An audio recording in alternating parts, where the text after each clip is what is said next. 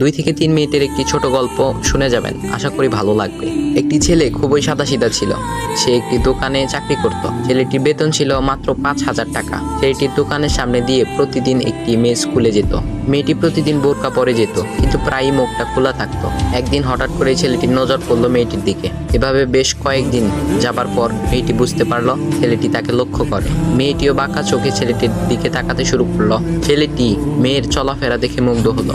আফসোস করতে লাগলো, ইস, যদি আমিও আজ পড়াশোনা করতে পারতাম, তাহলে সাহস করে মেয়েটির সাথে কথা বলতে পারতাম। মেয়েটি বুঝতে পারলো ছেলেটি তাকে ভীষণ পছন্দ করে। তাই একদিন মেয়েটি ছেলেটির দোকানের পাশে দাঁড়িয়ে রইল। তখন ছেলেটি দুপুরের খাবার খাওয়ার জন্য দোকানের বাইরে আসে। সে চায়ের দোকানে গিয়ে 5 টাকার একটি রুটি খেয়ে পানি পান করে আসতে লাগলো। তখন মেয়েটি তার কাছে গেল। তুমি ভাত খেলে না, রুটি দিয়ে পেট ভরবে?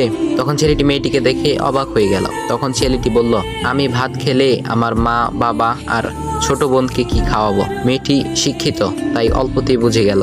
সে হাত ধরে বলতে লাগলো, তাহলে তুমি যে আমাকে পছন্দ করো, আমাকে কি খাওয়াবে? তখন ছেলেটি বলল, আমি তো তোমাকে আপন করে পাওয়ার জন্য দেখি না, কারণ সে যোগ্যতা আমার নেই। তবে এটা সত্যি যে তোমাকে দেখলে আমার খুব ভালো লাগে, তাই দেখি। মেয়েটি ছেলেটির কথা শুনে চোখের পানি ধরে রাখতে পারলো না। সে বুঝে গেল ছেলেটির চরিত্র ও ভাবনা অনেক সুন্দর। সেদিন মেয়েটি চলে গেল। বাসায় গিয়ে রাত্রিবেলা মেয়েটি অসুস্থ হয়ে পড়ল। পরে তাকে ডাক্তারের কাছে নিয়ে আসা হলো। বলা হলো মেয়েটার 2টি কিডনি নষ্ট হয়ে গেছে। তখন মেয়ের বাবা ফোন করলো তার বন্ধুর ছেলেকে, যার সাথে বিয়ে দেওয়ার জন্য সে পাগল। কিন্তু মেয়েটি তার বাবার পছন্দের ছেলেকে বিয়ে করতে রাজি না, কারণ সে ছেলেটি টাকা থাকলেও কি হবে, তার চরিত্র খারাপ, সে লোভী। এদিকে মেয়েটির কোনো লোভ ছিল না। যাই হোক, হবু জামাই আসার পর তাকে সব খুলে বলল, তোমার থেকে একটি কিডনি খুলে আমার মেয়েকে দাও। তুমি তো বলছো আমার মেয়েকে তুমি অনেক ভালোবাসো, তাকে পেলে তুমি ভালো হয়ে যাবে, তাহলে আজ পরীক্ষা দাও। তখন ছেলেটি বলল, আমি আপনার রোগা মেয়েকে বিয়ে করতে পারবো না, আমার কি সুস্থ মেয়ের অভাব নাকি? এ বলে সে চলে গেল। বাবা তখন কেঁদে কেঁদে মেয়ের কাছে সব খুলে বলল। মেয়েটি বলল, বাবা তুমি কেঁদো না, একটা পথ এখনো আছে, আমাদের সামনে মোড়ে বড় একটা দোকান আছে না, তুমি সেখানে যাও। সেখানে যে তাইয়ুব নামের একটা ছেলে আছে, তাকে নিয়ে আসো, আমার কথা বলো। তখন মেয়েটির বাবা ছেলেটিকে নিয়ে আসলো।